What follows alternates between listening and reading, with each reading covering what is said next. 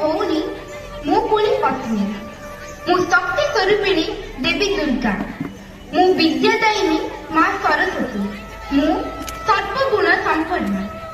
मोर भी ए समाज प्रति रही अनेक दायित्व मो आखि देखाई अनेक स्वप्न मु भी आनीपारि ए दुनिया रे परिवर्तन केवल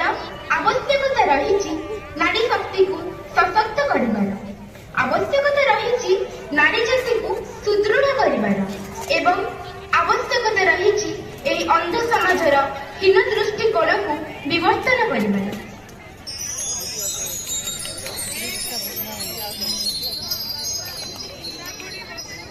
रेड लाइट